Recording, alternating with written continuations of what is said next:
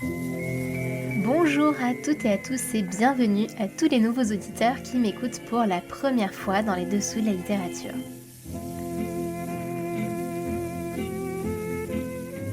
Pour celles et ceux qui découvrent ce podcast, je suis Anna et j'anime ce podcast d'anecdotes insolites sur la littérature depuis 3 ans désormais. 2 fois par mois, je vous propose de redécouvrir les grands noms de la littérature classique mondiale par le biais d'histoires décalées ou oubliées, tandis que les 2 semaines restantes, je vous emmène à la découverte de l'histoire des expressions françaises.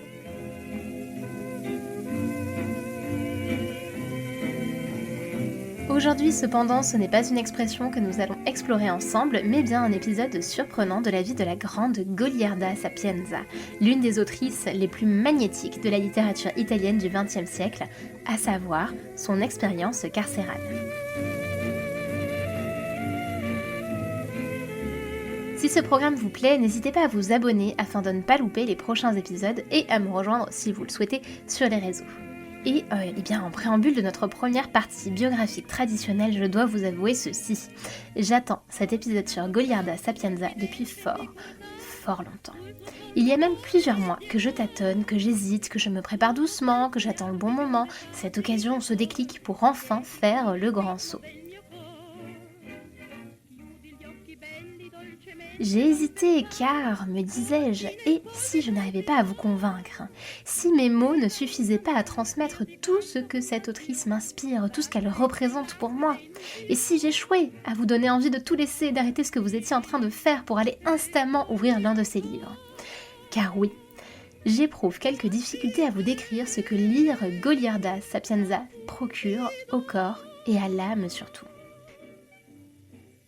Tous ceux qui l'ont déjà lu pourront vous le confirmer, j'en suis certaine. Et donc convaincre tous les autres qui n'ont pas encore sauté le pas de le faire. Cette autrice parvient à tisser un lien personnel, tout particulier, intime presque, avec ses lecteurs. Depuis que je l'ai découverte, je n'ai de cesse que d'y revenir. Elle exerce sur moi un chant entêtant, comme celui des sirènes sur Ulysse, et chaque fois que je tâche de m'en éloigner, ce n'est que pour mieux y revenir. Bref, vous l'aurez compris, Goliarda Sapienza, c'est une histoire d'amour autant pour sa plume que pour sa vie, pour sa personnalité, et oui, j'ose l'affirmer haut et fort, la découvrir change une vie. Vraiment. Avec elle, on rit de sa démarche chaloupée quand, enfant, elle se prend pour Jean Gabin dans les rues de Catane, en Sicile. On frémit d'effroi en l'imaginant se faire frapper par des gardes de la prison où elle a séjourné. On a faim avec elle lorsque le ventre vide en pleine Seconde Guerre mondiale, elle nous raconte la résistance, sa résistance. Lire Goliarda Sapienza, ce n'est pas juste parcourir quelques lignes, c'est se sentir vivant avec elle. C'est refermer son livre avec l'intime conviction qu'elle fait désormais partie de notre vie et qu'un morceau de nous est entré, entre les caractères et les fibres de papier, dans le creux de notre bibliothèque. Comme vous pouvez le constater, elle ne m'a pas laissé indemne. Et je pense que vous aussi, si vous ne la connaissez pas encore, vous trébucherez sur ces mots pour finalement tomber entre ces pages tout à fait. Mais pour vous convaincre, il me reste encore un gros quart d'heure devant moi et par conséquent, partons déjà pour sa biographie. Mi sono alzato, oh bella ciao, ciao, ciao. Stamattina mi sono alzato e ho trovato l'invaso, oh partigiano. Goliarda Sapienza, et j'ai très envie de lui donner un surnom, mais je ne le ferai pas.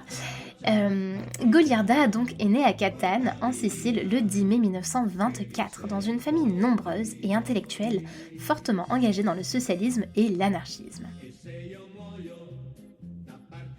Son père, ou l'avocat comme elle le surnomme, Giuseppe Sapienza, est une figure importante du socialisme italien, engagé à défendre les plus vulnérables et démunis dans cette Sicile pauvre. Tandis que Maria Giudice, elle, est une théoricienne du premier plan de la gauche italienne, puisqu'elle est directrice et rédactrice en chef du Grido del Popolo, le cri du peuple, pour celles et ceux qui, comme moi, n'ont pas la joie de parler italien couramment. Pour vous donner une idée de la prestance intellectuelle de Maria, cette mère qui est aussi une figure tutélaire et spirituelle de Goliarda, dites-vous simplement que l'un des rédacteurs du Cri du Peuple n'est autre qu'Antonio Gramsci, et qu'elle sera également la première femme amenée à diriger la Chambre des métiers de Turin, mais aussi qu'elle rencontrera, entre autres, Lénine au cours de sa très riche vie. Voici comment elle nous présente sa mère dans Moi, Jean Gabin.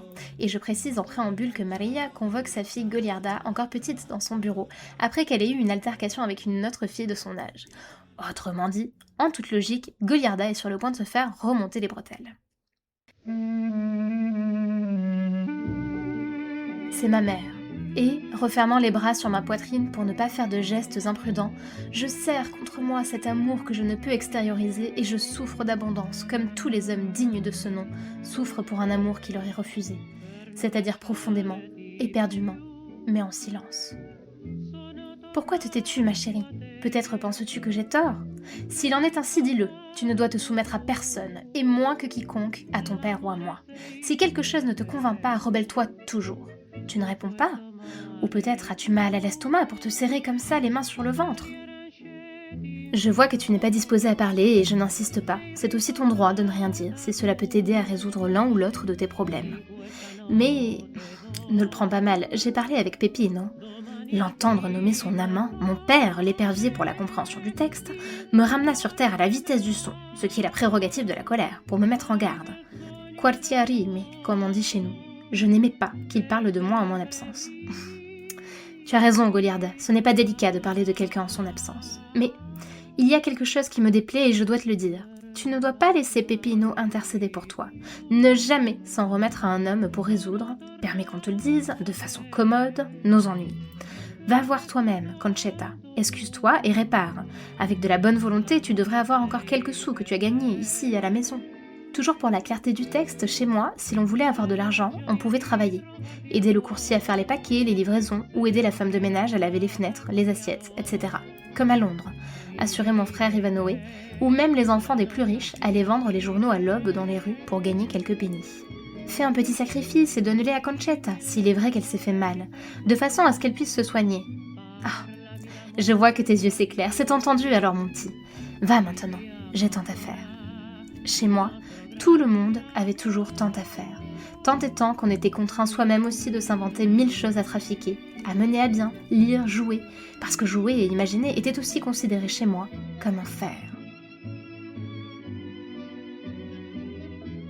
Dans cette famille donc, qui est une famille recomposée et où les enfants, frères et sœurs de Goliarda proviennent de différentes unions libres de ses parents, l'éducation est originale, iconoclaste et farouchement antifasciste et anti-bourgeoise, mais Goliarda vous répliquerait de manière cinglante que c'est du pareil au même.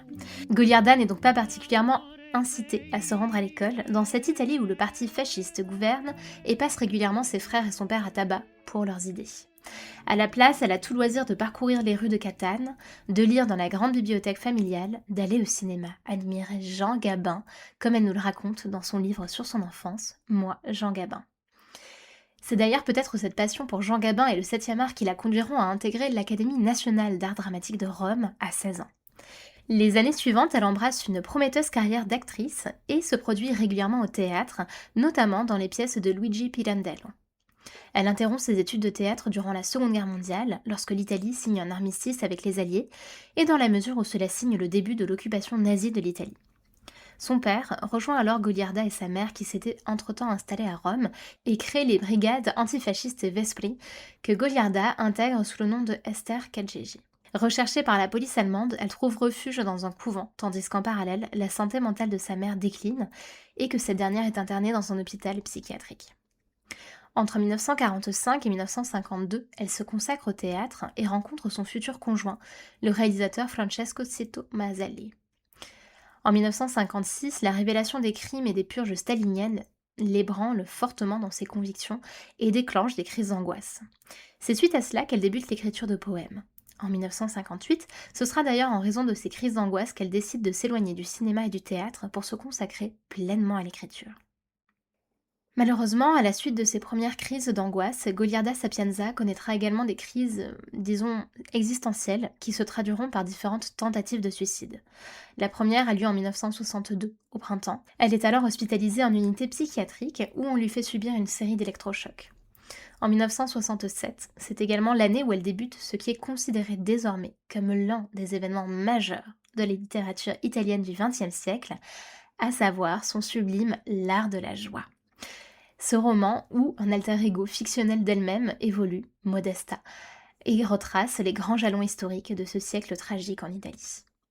En 1980 se produit l'épisode de sa vie que je vous détaillerai plus avant dans la seconde partie, à savoir son incarcération et l'œuvre qu'elle en tire, je cite l'Université de Rebibbia, qui connaîtra d'ailleurs en Italie un grand succès littéraire. Si certains de ses écrits, dont l'Université de Rebibbia donc, commencent à connaître un succès certain dans son pays natal, son monument, l'Art de la joie, lui, est refusé partout. Trop contestataire, trop féministe, trop différent, trop tout. Ce roman donc dérange et ne sera finalement publié que de manière posthume et même de façon clandestine dans un premier temps. Goliarda en achève l'écriture en 1976, puis, essuyant de trop nombreux refus, elle renonce à se battre pour son manuscrit. Elle s'éteint finalement en 1996 à Rome, et L'Art de la joie, son testament d'une certaine manière, ne sera publié qu'en 1998. Tous ces romans portent la marque de l'autofiction et transmettent au lecteur sa personnalité magnétique.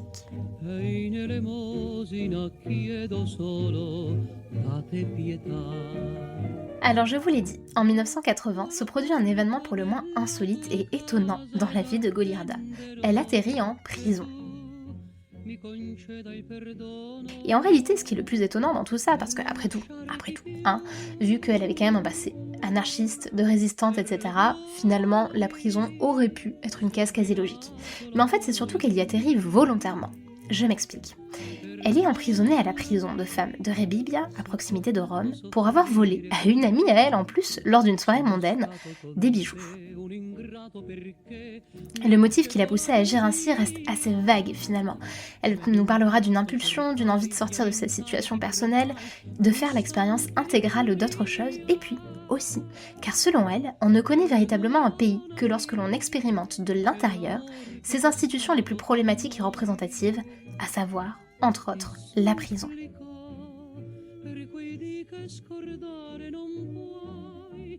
La voilà servie donc, et les premiers instants qu'elle nous décrit de son séjour témoignent du contraste abrupt que représente la privation de liberté. Je cite. Comme autrefois, au premier jour d'école, j'éprouve la sensation panique de devoir entrer dans un lieu mystérieux et puissant dont je ne sais rien, et où rien ne dépendra plus désormais de ma volonté. Ce long couloir, large et bas, éclairé tous les 10-15 mètres par de faibles lampes verdâtres, est si nouveau pour mes émotions habituelles que, en effet, l'espace d'un instant, je recule. Les deux femmes aussi s'arrêtent et me fixent, leur regard dit « Tu ne peux que nous suivre ». Ces corridors souterrains d'immersion dans la peine sont d'une perfection glacée. Un long boyau descend inexorablement, sans un appui auquel on pourrait, d'une main imaginaire, s'agripper. Après le premier couloir, en tournant à droite, on descend encore, on descend toujours. Ces chemins souterrains évoquent la mort et conduisent à des tombes.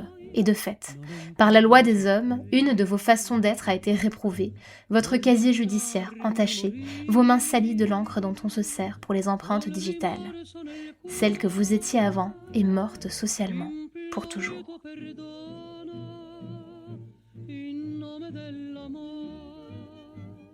Au fur et à mesure de son séjour, Goliarda découvre les règles de la prison. Celles, d'une part, explicites, fixées par les gardiennes et par l'institution, les heures de promenade, de repas, les heures d'ouverture et de fermeture des cellules, etc.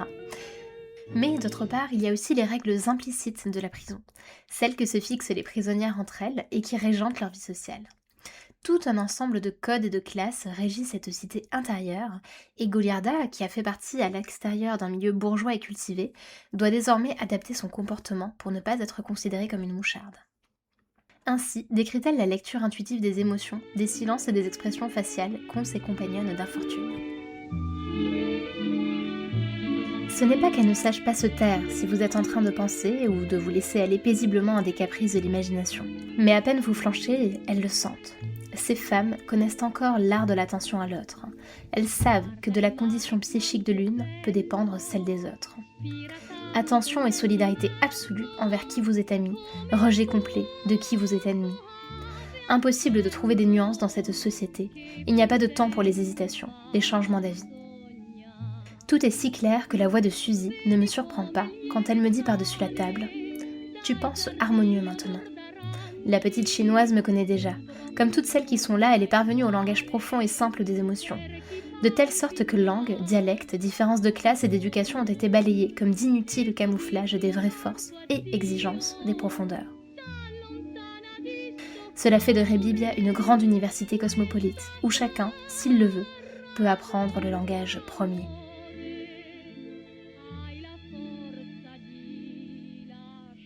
Elle découvre également rapidement que les autres détenus ont un sens politique et explore, à travers ce temps dilaté qu'est celui de l'incarcération, les différents rapports de force et de domination qui s'exercent au dehors. Ainsi, nous rapporte-t-elle la discussion entre différentes femmes autour d'un repas du dimanche, seul réel moment de convivialité à la prison de Rebibbia. Je reviens à peine parmi elles, qui, sans se préoccuper de mon absence, ont continué à discourir. Elle parle du film du soir d'avant et discute sur la question de savoir s'il est juste ou non d'imposer à toutes les détenues des films engagés qui, c'est clair à présent, ne leur plaisent pas et dont elles sortent à la fin comme dans le coma. Roberta est d'avis que ça n'a pas de sens de tourmenter ces malheureuses avec de prétendus films engagés, parce que pour elle ce sont justement ceux-là qui reflètent le plus le projet d'anéantissement de l'âme du peuple. Marcella est d'accord. Rien de ce qui est exprimé par l'establishment n'échappe à la censure ou à la loi du profit, qui ne peut qu'être réactionnaire dans sa nécessité de plaire aux masses, et donc mieux vaut la Mazzetta qu'on a projetée hier, qui au moins rend gai et finalement dit quelque chose entre les lignes. Là-dessus, toutes sont d'accord. Il n'y a que dans les films comiques qu'on trouve quelques lueurs de critique contre le pouvoir. C'est à travers ce genre de discussion que Goliarda transforme progressivement cette expérience de l'enfermement en expérience de la liberté. Paradoxalement, cet état de rejet de la société, cette position de recluse qu'elles ont toutes, les met à l'écart des conventions, des attendus et des pressions sociales, dans une forme d'expérimentation de ce que peut être un infini de possibles. Libres, elles le sont à leur manière, et elles peuvent imaginer leur monde, par le langage, par le débat, par l'imagination. Et c'est de là que Goliarda Sapienza émet l'hypothèse de créer l'université de Rebibbia. Un endroit à payer au prix fort, comme une grande université célèbre. On pourrait aussi lui donner un nom suggestif, Rebibbia University. Qu'ai-je dit ? Il y a ici des personnes enfermées depuis des années, et avec pour seule perspective d'y rester encore des années. Je suis presque sur le point de me mordre les lèvres de rage à cause de ma réplique superficielle, quand toutes, se dressant électrisées, s'emparent de l'idée, lançant un carrousel de trouvailles dont le seul objet est la façon de rendre notre université mondialement célèbre. Voilà sans doute un beau projet à mettre en œuvre, ne serait-ce que parce qu'il est joyeux. Nous les femmes, nous devons arrêter de jouer toujours sur des notes douloureuses. Ce matin, justement, j'ai compris ce qui m'a toujours éloignée des mouvements féministes, leur façon d'insister toujours sur des événements désastreux avec un ton de désastre. Nous devrions être des porteuses de joie, de vie et pas de mort. Voilà pourquoi il nous faut bien penser aux slogans et aux couleurs. Ah oui, oui les couleurs. Pourquoi pas bleu clair avec écrit dessus « La prison, c'est beau ». C'est le sbire à la boucle d'oreille qui a osé glisser ce mot d'esprit. Oh, Marzia, qu'est-ce qui pourra jamais entamer ta sinistrose congénitale ?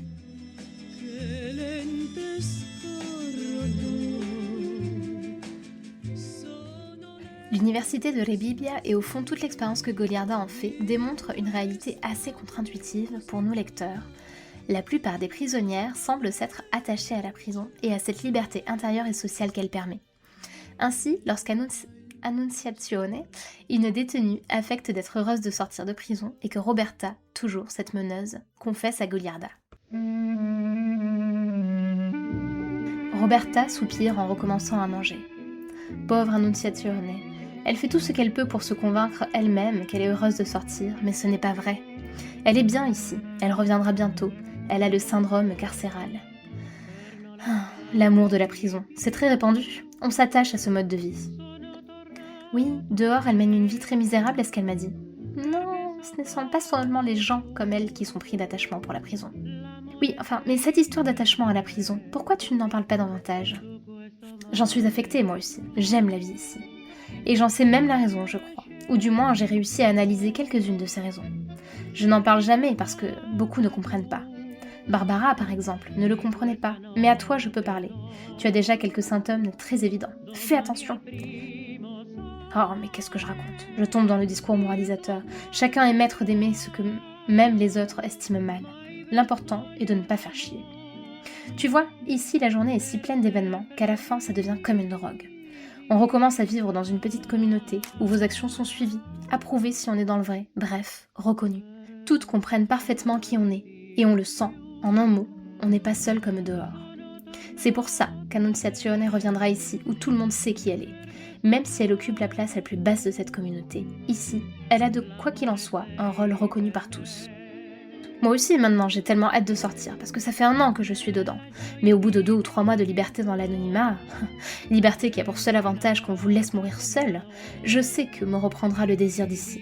Il n'y a pas de vie sans communauté, on le sait bien. Ici, on en a la contre-épreuve. Il n'y a pas de vie sans le miroir des autres. C'est finalement ceci la grande leçon de Rebibia. Dehors, il y a la liberté du corps, celui de se mouvoir où l'on veut, ou presque. Mais dedans, dans la prison, il y a la liberté de l'appartenance et de l'acceptation au sein d'une communauté solidaire. Une communauté qui ne juge ni vos crimes, ni vos travers, ni vos tocs, ni vos manies, ni même votre folie. Chaque forme d'agressivité est contrebalancée par une douceur et par un élan de solidarité. Et en un mot, à l'anonymat du dehors que décrit Roberta, Goliarda trouve son exact posé à l'intérieur.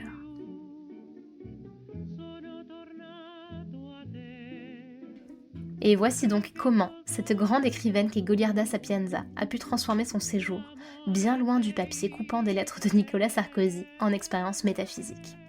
Oui, ceci était totalement gratuit, mais je peux vous garantir que cela m'a fait extrêmement plaisir. J'espère que cet épisode vous a plu et que ça vous a donné envie de découvrir ou de redécouvrir cette autrice, et si tel est le cas, je vous donne rendez-vous la semaine prochaine pour un nouvel épisode des Dessous de la langue. À très bientôt!